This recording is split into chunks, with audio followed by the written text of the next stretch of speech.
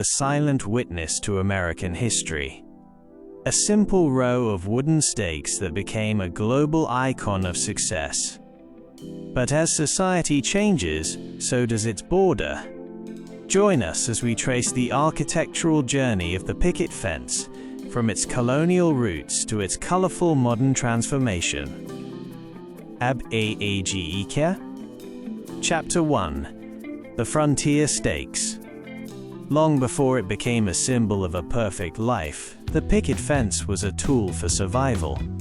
In the early days of America, the land was wild, and the boundaries were blurred. The first fences weren't built for beauty, they were defensive lines. These early structures were made of raw, hand-cut cedar posts, driven deep into the earth. They were called pickets because they looked exactly like the sharpened stakes used by soldiers to protect their camps. At this time, there was no white paint or decorative carving. It was just man against the wilderness. As settlements grew, the design started to change. The rough logs were replaced by smoother, sawn timber. This is where we first see the classic pointed top. Interestingly, the point wasn't just for style. It was a clever way to make sure rainwater ran off the wood quickly, preventing it from rotting. Back then, most fences were left in their natural wood color, turning a weathered gray over time. Paint was expensive and rare. So while the shape of the icon was being born, the famous white color was still a long way off. The fence was simply a rugged frame for a new world. Chapter 2. The Invention of the American Dream. As the dust of the Industrial Revolution settled, the American landscape began to transform. People were moving away from crowded cities and into the newly forming suburbs. This shift demanded a new kind of visual language, something that screamed success, order, and cleanliness. This was the moment the picket fence stopped being a rustic tool and started becoming an icon. The transition to the color white was the most significant turning point in this history. In the late 19th and early 20th centuries, white paint was not just a choice, it was a statement. White was notoriously difficult to keep clean. If a family had a sparkling white fence, it sent a clear message to the neighbors.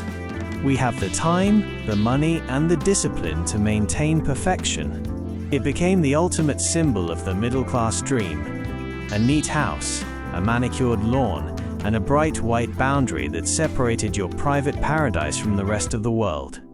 During the 1940s and 50s, after the World War, this trend exploded. Veterans returning home wanted stability and a fresh start. The government backed suburban housing projects, and almost every single one of those cookie-cutter homes featured the white picket fence. It represented the ideal America, safe, predictable, and pure. Popular culture, through movies and magazines, cemented this image into the collective mind. If you didn't have a white picket fence, did you even have a home? Architecturally, the designs became more sophisticated during this period. We started seeing the Gothic points, where the top of each slat was carved into beautiful arches. There was also the scalloped look, where the height of the pickets rose and fell like a wave across the yard. The fence was no longer just protecting the garden from stray animals, it was framing the house like a piece of art.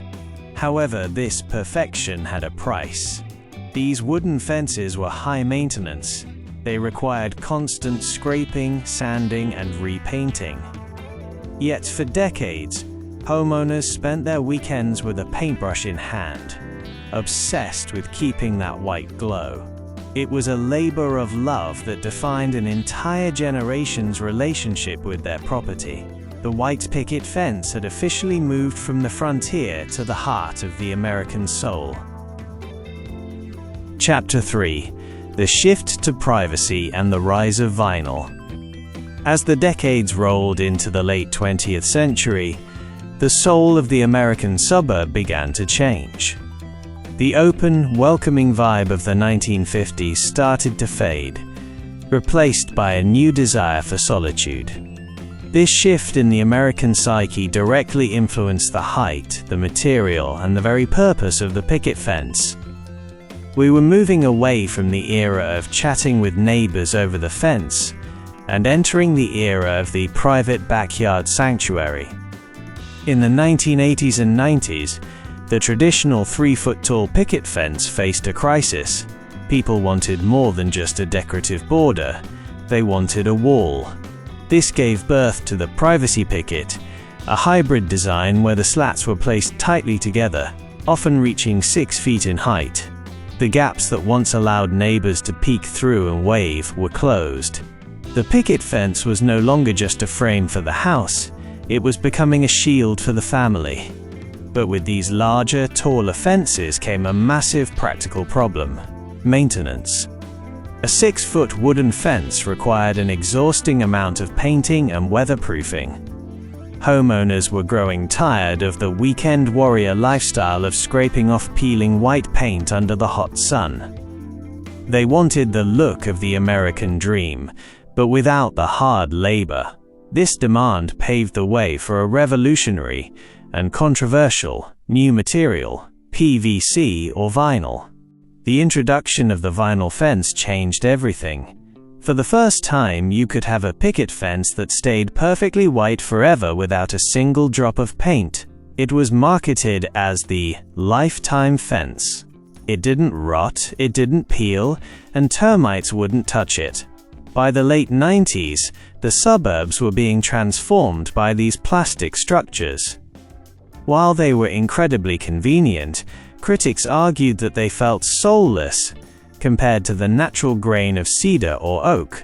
The picket fence was becoming a mass-produced product rather than a handcrafted piece of the home. As the material changed, so did the geometry. With the rise of factory-molded parts, designs became more complex. We saw the rise of the shadow box style, where pickets are placed on both sides of the rail to create a 3D effect that looks the same from both the inside and the outside. This was the good neighbor fence, ensuring that no one had to look at the ugly backside of the structure. The evolution was now balancing the fine line between industrial efficiency and the classic aesthetic. The picket fence was becoming smarter, taller, and much more durable, setting the stage for the bold color revolutions that were just around the corner. Chapter 4: The Death of White and the Age of Rebellion. For nearly a century, white was the only acceptable color for a suburban fence.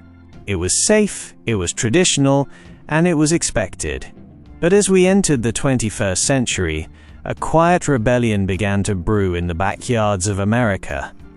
Homeowners started to look at their gleaming white vinyl fences and saw something they hadn't noticed before. They looked sterile. The very thing that made the white picket fence famous, its bright, artificial purity, began to feel outdated. The world was moving toward a new aesthetic, and the perfect white was the first casualty. This shift wasn't just about fashion, it was about the philosophy of the home. Modern homeowners wanted their houses to feel like an extension of the natural world, not a plastic box dropped into a neighborhood. They began to realize that a bright white fence actually draws the eye away from the garden and toward the boundary. It creates a harsh visual stop that makes a yard feel smaller. To fix this, architects and designers began experimenting with colors that recede or disappear into the landscape. Enter the era of charcoal, black, and deep bronze. This was a radical departure from tradition. A black picket fence was once unthinkable. It felt dark or unfriendly. But soon, people discovered that a dark fence does something magical. It makes the green of the grass and the vibrant colors of the flowers pop with incredible intensity. Dark colors create a sophisticated, high-end look that feels more like a luxury estate and less like a 1950s sitcom. By 2010, the modern farmhouse trend took over, and suddenly black metal and dark-stained wood pickets were everywhere. At the same time, there was a massive return to honest materials. People started stripping away the layers of white paint to reveal the raw beauty of the wood underneath. Instead of hiding the knots and grains of cedar, redwood, or teak, they used clear sealants or natural earth tones. This wasn't just about color, it was about texture. The goal was to show that the fence was made of something real, something that aged and had character. The trend shifted from perfection to authenticity. But the evolution didn't stop at dark grays or natural browns. We started seeing a high contrast movement. Imagine a modern home with white walls but a deep navy blue or forest green picket fence. Designers began using the fence as an accent piece, much like a tie on a suit. They started mixing materials, using stone pillars with horizontal dark wood pickets or sleek aluminum slats. The fence was no longer a boring boundary. It had become a piece of contemporary architecture. The death of white signaled a change in the American identity. We no longer wanted to look exactly like our neighbors. We wanted to stand out, to be bold, and to express our personal style through the very walls that surround us. The picket fence had officially broken free from its cookie-cutter past, evolving into a canvas for modern artistic expression. Chapter 6: The Psychology of the Picket, Prison or Paradise. When we look at a picket fence, we aren't just looking at wood, metal, or vinyl. We are looking at a psychological boundary that reflects the deepest desires and fears of the human mind. For decades, the picket fence has played a dual role in the suburban psyche. It is simultaneously a symbol of welcoming hospitality and a rigid tool of social exclusion. To understand the evolution of the fence, we must understand the invisible wall it builds in our heads. On one hand, the picket fence is the ultimate symbol of security and sukun, peace. There is a deep-seated human instinct to define what is mine. By placing a fence around a home, a homeowner creates a controlled environment. Inside the fence, the world is predictable, safe, and manicured. Outside, the world is chaotic. Psychologically, the low height of the traditional picket fence was intentional. It provided a sense of protection for children and pets while still allowing the owner to maintain a visual connection with the community. It was a soft boundary that suggested the family inside was protected, but not isolated. However, there is a darker side to this psychology, the concept of the gilded cage. As fences grew taller and more opaque in the 80s and 90s, the message shifted from "I am safe" to "stay out." Sociologists have argued that the evolution toward high-privacy fences reflected a decline in social capital or neighborly trust. When we stop being able to see into each other's yards, we stop knowing each other. The fence, once a place for a friendly chat, became a barrier of suspicion. In many ways, the perfect fence can feel like a prison of our own making, where we trade the richness of community for the silence of isolation. Furthermore, the picket fence serves as a social filter. In the mid-20th century, the white picket fence was often used as a tool for redlining and social signaling. It defined who belonged in the American dream and who was kept out.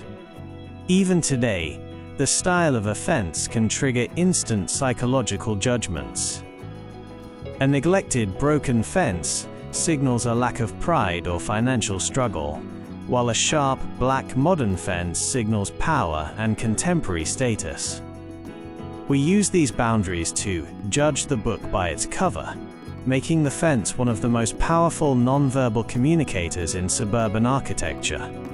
Finally, we must consider the aesthetic satisfaction of symmetry. The human brain is naturally attracted to the repetitive, rhythmic pattern of vertical pickets. It creates a sense of visual order in a world that often feels messy. This is why, even as materials and colors change, the basic picket shape survives. We find comfort in its straight lines and predictable gaps. Whether it's painted in the rebellious charcoal of today or the traditional white of yesterday, the picket fence remains a mental anchor, a way for us to tell the world exactly where our private story begins and where the public world ends. Chapter 7. The Global Shadow: Exporting the American Border. The picket fence may have been born in the colonial dirt of the United States, but today, it is a global language. In this chapter, we explore how the image of the suburban fence traveled across oceans, through Hollywood screens, and into the architecture of distant continents.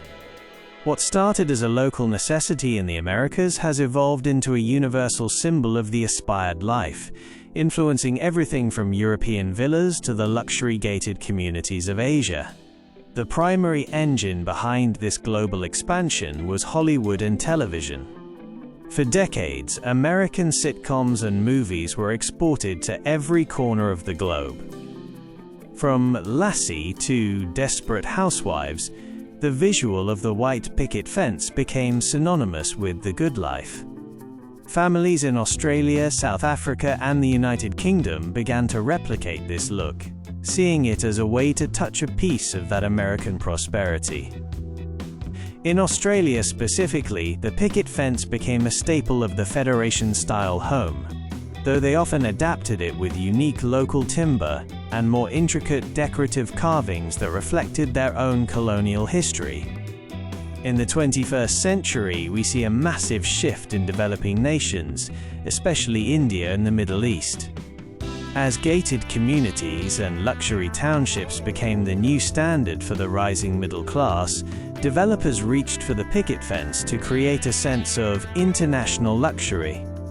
In India, you will often see modern villas in Bangalore or Gurgaon featuring sleek, aluminum or composite picket fences that look exactly like those in California.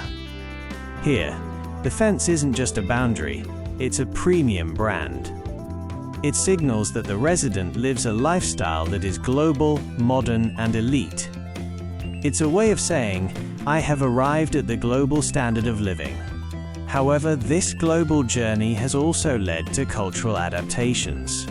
In many parts of Europe, where houses are often centuries old, the picket fence was adapted to fit stone and brick architecture.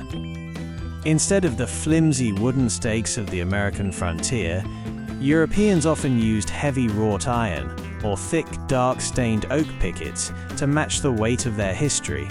Meanwhile, in Japan, the picket fence concept was merged with Zen aesthetics, using minimalist horizontal slats and natural bamboo-inspired textures to create a boundary that feels more like a screen than a barrier. The American idea was the spark, but the world added its own fire to the design. Yet, this global popularity comes with a paradoxical twist. While America is moving toward the death of white and darker, moody colors, many other countries are still obsessed with the classic bright white look. For them, the white picket fence is still the ultimate new status symbol. It creates a fascinating visual timeline across the planet. While a modern home in Seattle might be installing a matte black metal fence, a new luxury villa in a suburb of Dubai or Mumbai might be proudly installing a gleaming white one. The picket fence has become a time-traveling icon, representing different stages of the dream, depending on where in the world you stand. Chapter 8. The Green Conflict: Living Walls and Sustainable Frontiers. As the world wakes up to the reality of climate change and the importance of biodiversity, the traditional picket fence is facing its most significant challenge yet. For the first time in history, the boundary of the home is being questioned not for its style, but for its ecological footprint. This has sparked a green rebellion in Suburbia, where the hard lines of wood and vinyl are being replaced, or at least softened, by the rise of living walls and sustainable architecture. In the past few years, a new movement has taken hold: the eco-friendly barrier.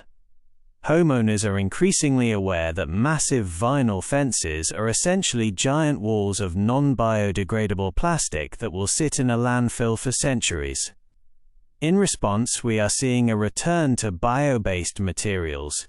Instead of chemically treated pine, designers are using modified woods like Acacia or Kebene. These are sustainable softwoods that have been treated with organic liquids to make them as hard and durable as tropical rainforest timber. This allows for a beautiful, long-lasting picket fence that can eventually return to the earth without poisoning the soil. But the real evolution is the living fence or hedgerow. In many high-end suburban neighborhoods, the picket fence is literally disappearing into the greenery. People are now using the picket structure merely as a skeleton for climbing plants like ivy, jasmine, or star creeper. The goal is to create a soft boundary. Psychologically, this changes the feeling of the neighborhood. Instead of a series of blocked-off boxes, the street feels like a continuous garden. These living fences provide oxygen, reduce street noise, and offer a habitat for local birds and bees, turning a private property line into a tiny ecosystem. This green shift has also led to a conflict with city ordinances and homeowners associations, HOAs. For decades, many suburban neighborhoods had strict rules. Your fence must be white, it must be 4 feet tall, and it must be wood. Now, residents are fighting back, wanting to replace those sterile white slats with pollinator fences or edible boundaries made of berry bushes and fruit-bearing hedges. The picket fence is being forced to evolve from a keep-out sign into a welcome nature sign. We are seeing wildlife-friendly designs where the bottom of the pickets are raised a few inches higher to allow small animals like hedgehogs or turtles to pass through safely between yards. The color palette of this era is, unsurprisingly, the organic spectrum. We are seeing shades of moss green, dusty sage, and weathered bark. The goal is for the fence to camouflage itself. Even when materials like aluminum or composite are used, they are textured to mimic the imperfections of natural stone or forest wood. The modern suburbanite no longer wants their home to look like a man-made fortress. They want it to look like a natural sanctuary. The evolution of the picket fence in Chapter 8 is about the surrender of the perfect image to the perfect environment. It is no longer about dominating the land, but about coexisting with it. Chapter 9: The Art of the Picket, From Boundary to Canvas. In the modern era, the picket fence has undergone a radical transformation. It is no longer just a functional product bought from a hardware store. It has become a medium for artistic expression.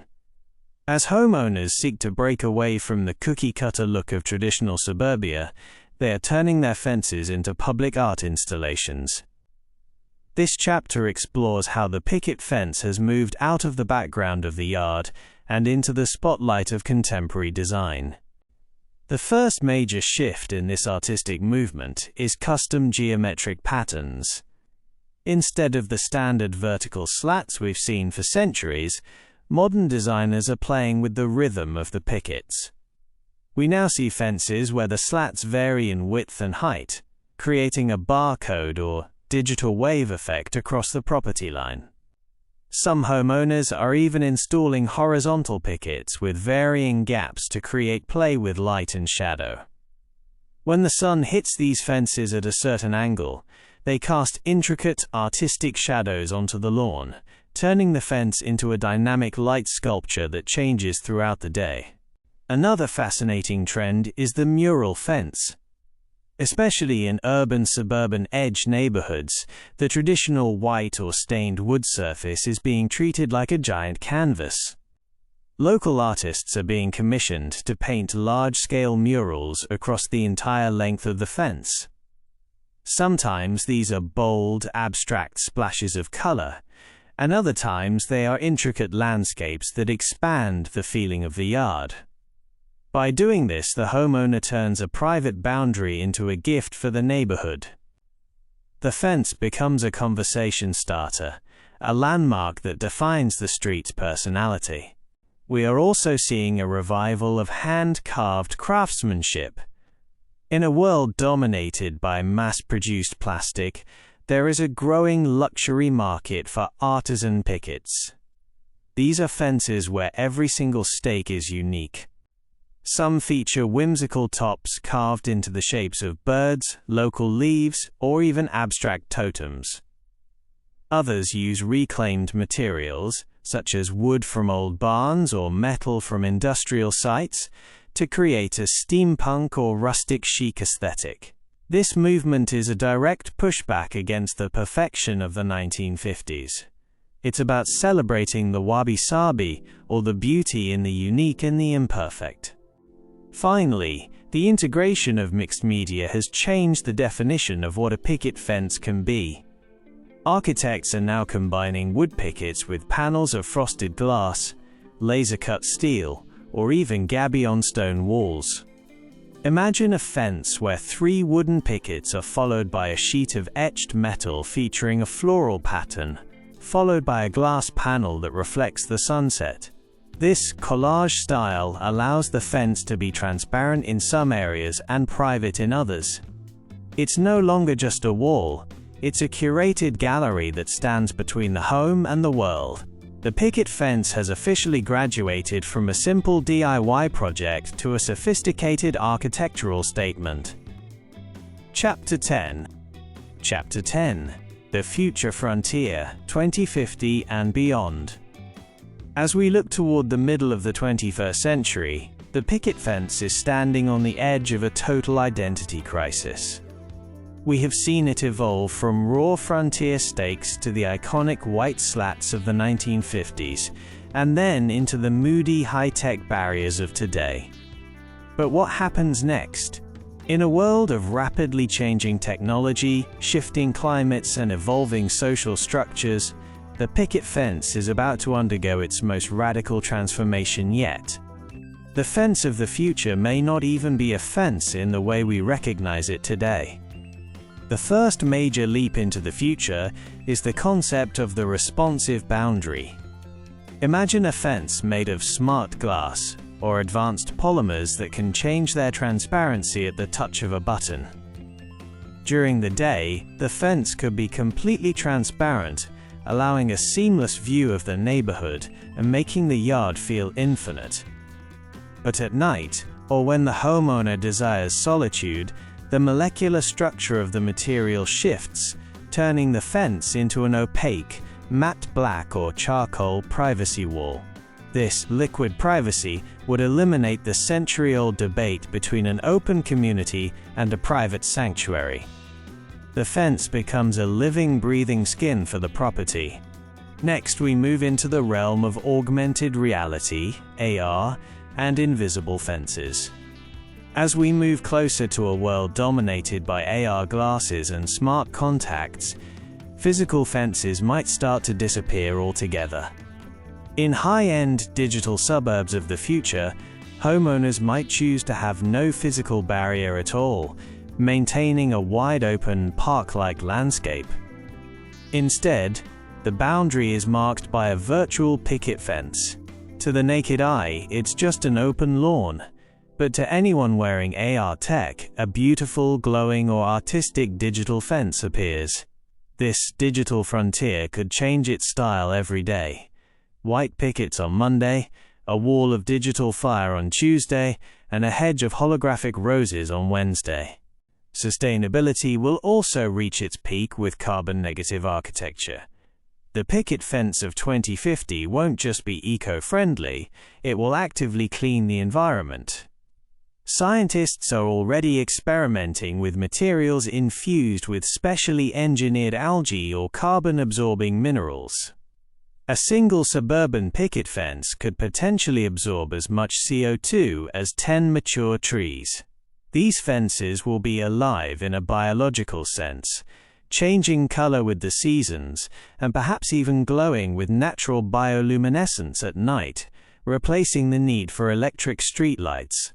The fence will move from being a consumer of resources to a producer of life. Finally, we must consider the social evolution of the border. As the concept of property changes and community sharing models become more popular, we might see the death of the individual fence. Instead of every house having its own box, neighborhoods might design shared perimeter pickets that surround entire blocks, turning internal backyards into one giant communal park. The picket fence would then return to its very first purpose, a collective defense and a shared identity. The story of the picket fence is the story of us. It has always been a mirror reflecting our values, our fears, and our dreams. Whether it is made of rough cedar, sparkling white vinyl, or holographic light, it remains the ultimate symbol of the human desire to create a place to call home. As long as there are homes, there will be boundaries. And as long as there are boundaries, the picket fence will continue to evolve, standing as a silent witness to the ever-changing American and global dream. And that concludes the 10-chapter series,